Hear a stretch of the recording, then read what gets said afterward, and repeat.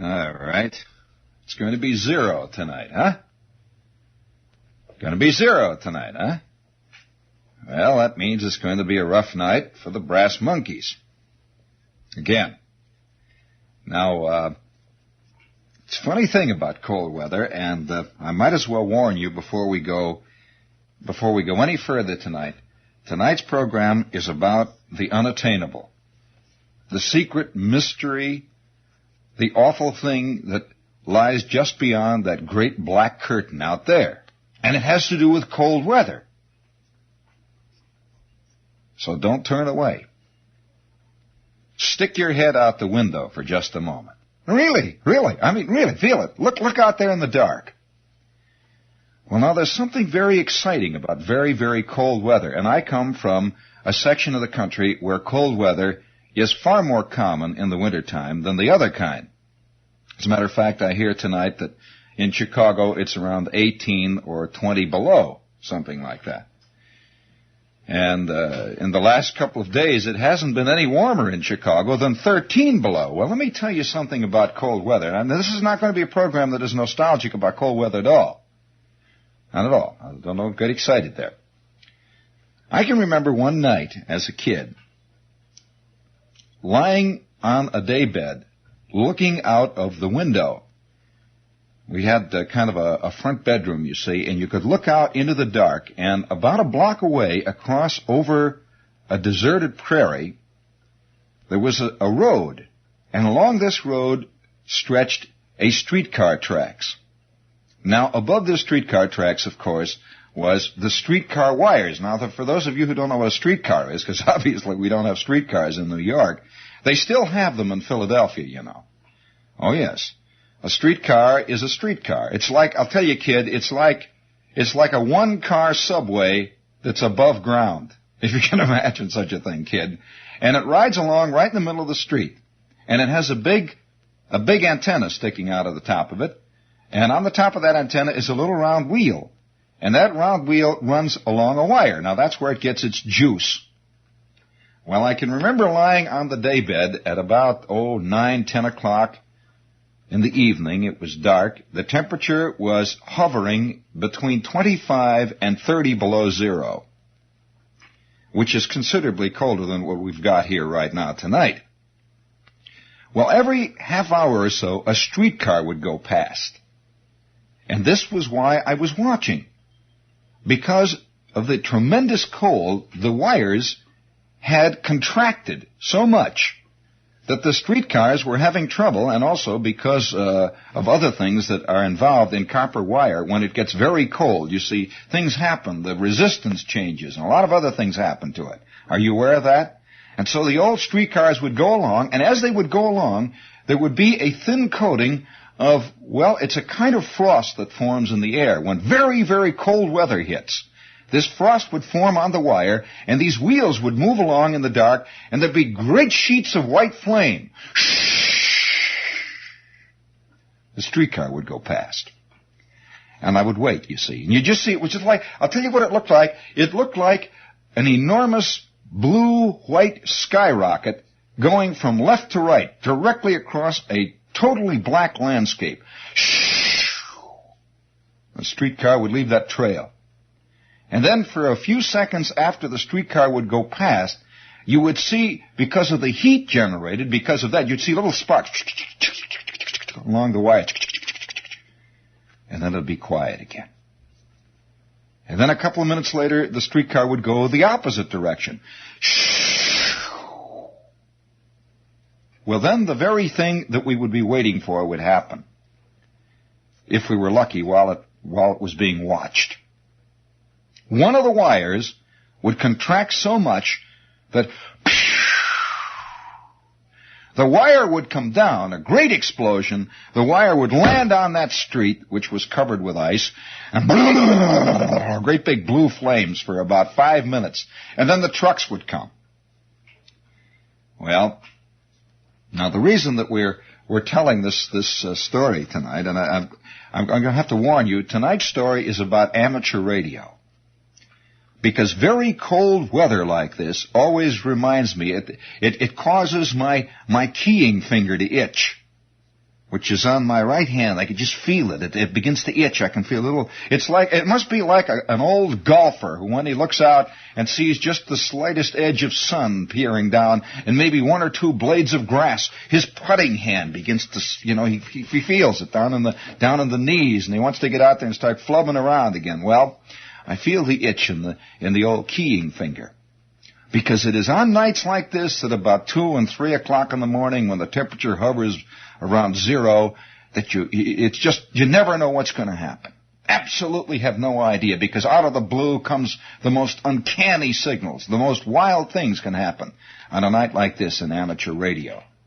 And of course, to those of you who don't know what amateur radio, speaking of amateur radio, this is WOR, AM and FM, New York. And we have here, let's get a couple of commercials out of the way, and then we'll go on with this story, because it concerns the achievement of the unattainable. Yeah, once in a while you achieve it, and it's very scary, and you'll never forget it. In man's desperate race into space, will mankind be left behind? Will America's new space frontier create a new culture, or will it destroy old heritages in the name of progress? The present hard-hitting current issue of Show magazine explores these and other important aspects. Important issue. Yes, the future has become showbiz. There. Boy, that's very exciting. We also, speaking of showbiz, we have with us too, and this I'm going to go through very briefly because it's a very special kind of announcement for anybody who has an institution, for example, a school, a college. I'm an amateur radio operator, and I want to tell you something about that. I just feel in a mood tonight to talk about something. Now, if you don't want to hear about it, you can scoot over and listen to Mandavani or something, or that Haydn Quartet or whatever jazz you're looking for. But when I was a kid, it's very funny when something happens to you that literally changes the whole course of your life. You hardly ever know that it has happened. Well, I recall an incident that really did do that to me. I was fooling around. There were 2 or 3 kids in the neighborhood who built radios. And they were older kids, and of course they were official kids. And I was always trying to be like the bigger kids, This is just the way kids are. And I was building little radios and fooling around. And one day, a kid in school with me, his name was Ray Galambas. I'll never forget him. Ray Galambas, whom I've never mentioned on this show previously. But Ray Galambas. Ray Galambas one day discovered I built radios. And he says, my old man builds radios. And I said, yeah? He said, yeah. And with that, he took me home to see his old man. Well, let me tell you what I was confronted with. I had never seen this before. I had heard only vague rumors of it because I was reading the shortwave magazines. There was a magazine called Shortwave Craft, which I read. In this man's room was a set of enormous rack and panels. I'll tell you what it looked like. It looked like the Mad Scientist scene from the terrible movies you see. Tremendous, fantastic thing with meters all over it. And this guy is sitting down at his desk, and he has a microphone, and he's talking to people. Talking to people. Well, I took one look at this, and I was out of my skull. It must be what happens when some kid suddenly discovered the theater or something. You always hear about the guy, being taken to the theater, and all of a sudden, this is it. He discovers his world. Well, I discovered that world that day, and I went out of the house in a daze. I fell down the stairs, and I got up, and I staggered home, and I sat there in a delirium for about 3 days, and finally went back to this guy and said, how do you get to be one? And he said, well, it is very hard, kid. Well, he was understating the case. So within about 3 days, I had gotten all the textbooks on it, and I began to study. And remember, I'm a kid in school. I'm only about, 13 or 14 at the time, and I had just begun high school, and I was having a tough time getting acclimated to high school, and suddenly I got hooked on this thing. Well, there was nobody around that I could talk to. Now, that's very important.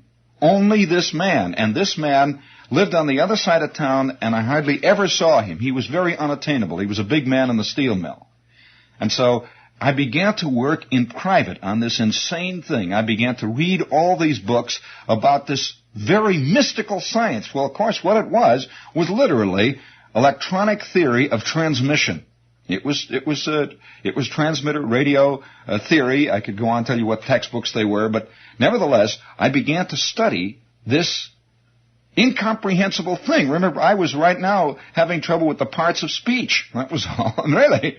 And I was having trouble already with just algebra with one unknown, and just flubbing along. And I suddenly got involved in this highly technical, completely removed study. And it got a hold of me. It got a hold of me so much that I couldn't stop all day long. I am reading this stuff. I'm in school, I'm in geography class, and hidden in my geography book is a Q&A, which to the uninitiated is the question and answer manual. I would have the amateur radio handbook, and I'm studying. And it's beginning to get me. It's beginning to develop a terrible thing with me. It's like the white whale. Getting a license became to me, well, it became almost like what today's novelist must think, the pursuit of love, or the pursuit of understanding, or the pursuit of all-encompassing, beautiful, forever young peace, or whatever it is that the great novelist is pursuing. I began to pursue this insane white whale. I knew that I had to learn all of this to get a license as well as learn the code. Well, I don't know whether you've ever tried to learn the amateur radio code all by yourself. Well, it's like trying to learn a language with nobody around to teach you the language, nobody to talk it to you, and those who do speak it to you speak so fast, so colloquially, so insanely beautifully that you can't even comprehend one word. It goes. Well, I had built this radio, and I began to listen to the code. And I memorized the code from the book, and I began to try to copy down words, letters, and it's going insanely. And I'd write down one word. I'd get one word out of like a half an hour. One word, A. And then I just C. I got one. E. Oh, day after day after day. But the beautiful thing then that began to happen, I stuck to this like I was a nut. And my mother would come in, and I'd be sitting there with the cans on my head, and I've got sheets of paper, and I'm writing down D, F, Q, and it's going through my head like an endless maze. I was only hearing this, and I was getting none of it. It was just like suddenly being dropped in the middle of Nigeria, and they're talking Yoruba. Hour after hour after hour. Once in a while, you get one word like yes. You write it down. Yes, I got that one. Well, my mother kept saying, "Will you cut it out? You're going out of your mind. Now stop it." And I couldn't stop. I'd rush home, put the cans on. Well, of course, naturally, the first thing that began to happen was that I began to have trouble in school, which meant no difference to me. I was ready to retire from school. So as I was concerned, school could go fly a gigantic kite with a tail. So I didn't care. I really didn't. And I got my first report card of that semester. And of course, it was Disastersville. I got a D in algebra. Oh boy, it was fantastic. I got something like a C- in English, and my mother was out of her skull. It's the first time this had ever happened. You're going to cut this out unless this is ridiculous. I'm going to throw all that radio junk out. Well, you don't do this. And I'm fighting, trying to do everything at once. And I'm staying up every night till about 3 o'clock in the morning trying to do the algebra, learn the code, trying to learn theory, trying to learn the whole bit. Well, in those days, getting an amateur license was very, very tough. Not like today. They've made it much easier today. But in those days, there was no such thing as a novice class. There was no such thing as a question. They didn't even have multiple choice questions like they have now on the exam. This exam is given by the government to begin with. And it is designed specifically to separate the men from the boys. Well, guess what I was? Yeah. All right. So I had a fantastic job. And I couldn't even understand half of the big words that I was studying. Well, it began to slowly seep into me, and I began to have knowledge of this crazy thing, electronics. And nobody else around me knew anything about it. I began to have a sense of being a secret something, as though I knew something very secret. and I began to feel more and more separated from my fellows. And I became closer and closer and closer and closer and closer and closer to my goal of getting this license. I never really thought I would ever get it, though. It was like I'm sure Ahab never thought he would ever land on the back of that white whale. I never thought that I would get it. Well, finally, one day, after one solid year of literally consecrating, literally devoting myself without any outside interest at all to this nutty thing, I'm going to go up. Well, here's the way it works. You go up the way it was in the Midwest, at least in that area.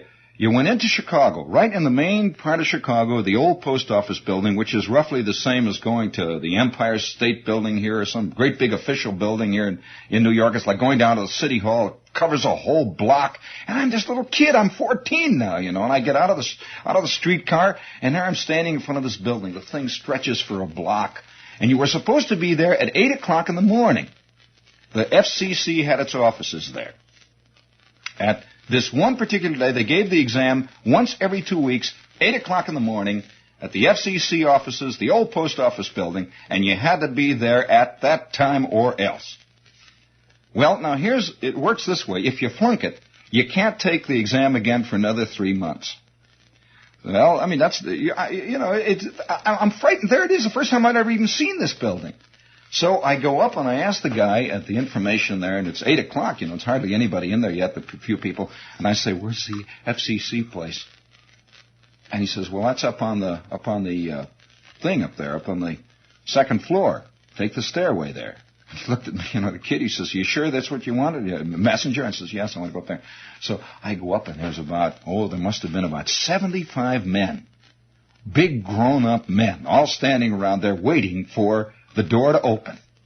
And I fall into that crowd, and they're all talking. Gee, oh boy, they're all nervous. You can just see the guys are sweating. And I got to talking to a man, a grown-up man. He must have been about 40 years old. And I said, I'm up here to take this. He said, first time, kid? And I says, yeah, first time. He had failed it 8 times. 8 times. I'm telling you how hard it was. They had, actually, in those days, they had something like a 25 to 28% completion percentage. In other words, out of the only about 25 out of 100 guys would get the license at that time. It was so rough. So I'm standing there, boy, I'm nervous, all this time, and I'm waiting, and they open the door, and the man is standing in there. He's the FCC, the RI, the radio inspector. He says, all right, man, file in now, and when you come in, I want your names. I want all of you to sign your names on this piece of paper, and then I'll pass out the application blanks. And then after the application blanks are in, we'll take the code test. Well, I sat down there. Of course, I'm a kid, I'm used to taking tests. Well, So they gave us the application blank, and I'm writing down, my age of 14 years old, and I'm writing all that stuff. All these guys, about 75 guys taking this thing, and they're all very efficient. This is the government, It's not like school. And there's a guy standing with a uniform with a thing in his hat, and he walks up and down, and he keeps saying, let's see this, and then check this thing. So back and forth we go. And they notarize it. They have a notary out there, so they're notarizing these whole things. You give them a quarter, and a stamp. It's all notarized. And finally the man says, all right, now, let's go into the next room. All of you men, we're all ready now. Let's go into the next room. We'll begin the code. This is where they really separate them, boy. Right away, the code test. And so we go into the next room, and we all put earphones on, and I'm shaking. You have to get 65 characters in a row without missing one. In other words, you have to receive 13 words a minute code for 1 solid minute. Or rather, 3 solid minutes. 3 solid minutes without a mistake. Numbers, coded groups, commas, punctuation, and the whole jazz. Oh, yeah. They don't fool around either. So, I'm sitting down there.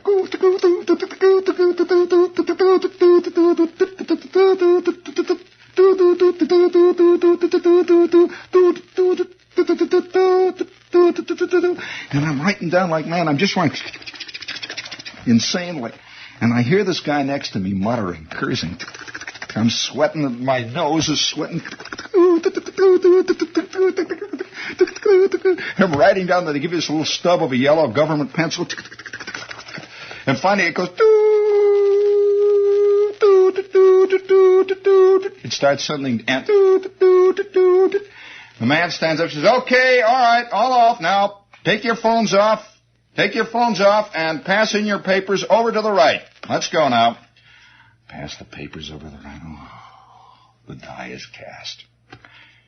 And there were two men sitting up in the front, and they start going over this thing. We're just sitting there. And then he would call out, each man, as he calls out the name, he would call out the name of the guy who has passed, and then give him his sealed government examination that came from Washington, which consisted of 10 blockbuster questions, period.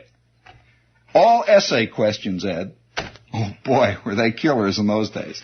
Such little questions as, give a complete schematic diagram of a Ising system of modulation, including all circuit values and including waveforms to be found at various circuit points. And also suggested grid drive voltages. Oh, boy, I mean, that kind of stuff. And then tell why, at the bottom, see? Give theory.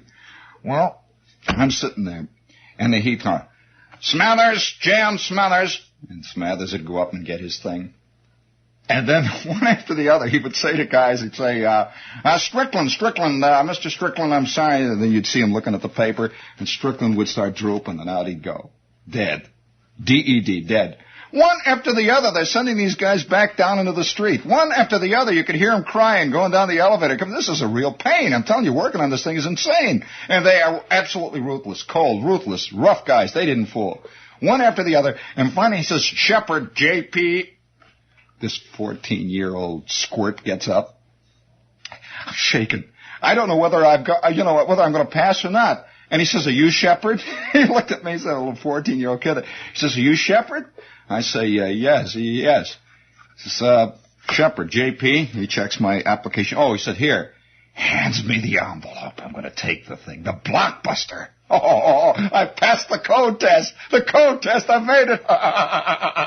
And I go tearing into the next room, and there are about 7 guys, proctors, watching. You see, so no fooling around in here. And they have desks, all separated one from the other, and you open up the envelope. Oop. And the first question says, give circuit diagram of complete rectification circuit, high voltage type, using 2 half-wave rectifiers of the 866A type. Give all circuit values, give voltages to be found, suggested at each point, including plates. Well, I know this one. So I down, up and down I go. It says it must give complete filtering circuit. Must also include a discussion of characteristics regarding regulation. Voltage regulation. Well, all right, I'm waiting through this thing hour after. They give you 3 hours to do it, by the way. Boy, I'm covering the paper with all the stuff. I'm pouring it out. Everything I ever knew about choke modulation, the whole business is coming. And finally, I have finished all these pages. Every last one of them. And there's no more to be done. I go back over my circuit diagrams. And then I fold it back up, I stick it in the envelope, and I go up and give it to the man. He says, Shepard, J.P.? I says, yes. And I began to wait. Then is when the real hell starts. Because you wait about 6 weeks and you get no idea whether you pass this thing or not. Nobody tells you. And every day I'm coming home, it's like Ahab has baited the hook. And he's waiting. Every day he waits for the bite, Every day I come home, hey, Ma, there's a mail here. And she'd say, no, there's only a spring and summer catalog from Montgomery Ward. Oh. Then on Saturday, I'd wait for the mailman myself. I'd sit on the porch, and he'd come up and give us the light bill, something like that. Day after day after day after day until finally I got that little envelope. I had made it. You knew it, you see. You get that little glass envelope, licensee, it says on the front. It's a little tiny envelope with a glass thing. I made it. And I could hardly wait, you see, because you don't even know what your call letters are. And by the way, your call letters forever and ever are then your name. Literally your name. Well, I rip open the envelope, and there it is. I am officially W9 Quebec, Washington, Norway. I cannot describe to you what it felt. It was like the culmination of an insane, ridiculous, nutty, weird, well, completely surrealistic year. Nobody in my family knew anything about it. They couldn't even conceive of the significance of what I had done, you see, because they had nutty thingies in the front room there with the beeps there. Nutty thing there with all those little squiggly lines he draws, you know, so nutty. Well, I knew what I had done, you know. I knew what I had done. See? And I knew it. Well, nobody else knew it. And you know, it's terrible to have done something gigantic, and none of the kids you know, nobody else you know even appreciates it. You know, it's like writing a fantastic novel and nobody reads in your neighborhood. And nobody reads anywhere, but you've written this giant novel, and it's great. And I just don't know what to say, so I've got this thing. Well, that night, let me tell you what happened. This is where the cold weather comes in. It was a bitter cold night that I received my license. In fact, I'll tell you what it was. It was February 6th. Even though the date, it's burned in silver in my brain. February 6th. Now, I had been building my equipment preparatory to this fantastic moment. This is like a bride's hope chest. You know, I would buy these things, I would work on my paper route, and I'll never forget the great moment when I went into Allied Radio in Chicago, and I walked right up to the guy in the amateur radio department, and I said, I would like a Bliley BC3 crystal. I want an X-cut crystal in a D3 holder, and I want it for 7,182 kilocycles, 7182, in the middle of the 40-meter band, 7182. And he gave me this thing. Yeah, I mean, it's just, you know, it's like buying your first jet plane.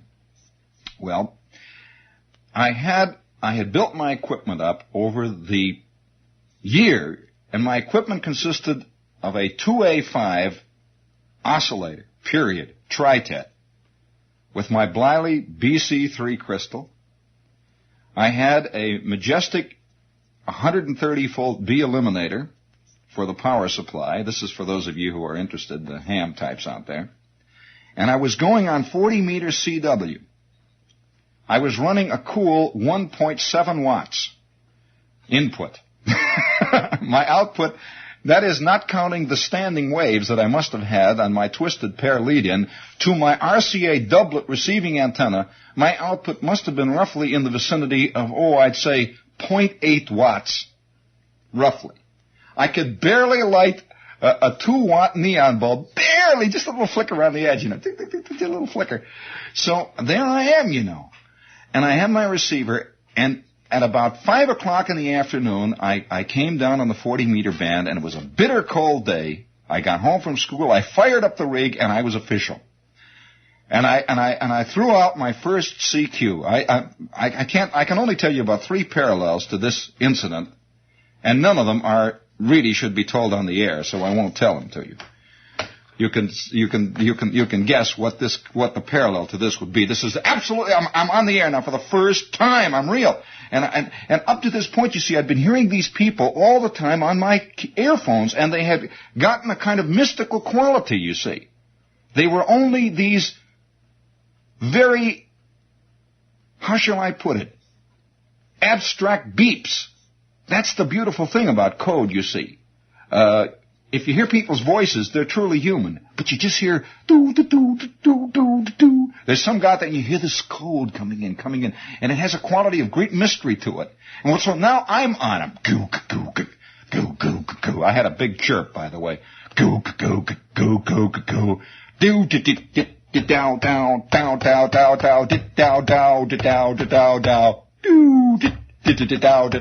I am calling CQ until I am blue in the skull. My eyeballs are popping up. My ears are sweating. I don't eat. I call CQ. I call every guy on the band for about 24 consecutive hours, Ed, and I don't even raise a peep. Nothing. Well, let me describe what happened it was about 2 or 3 o'clock in the morning. I have been calling calling CQ, calling every guy here. And about 2 or 3 o'clock in the morning, I call a guy, and by this time I haven't slept. I really haven't slept for 2 days. I'm just calling automatically, and I'm calling a W-2. And I sign, and then I hear this guy. Do, do, do, do, do, do, He's calling me! Oh my God!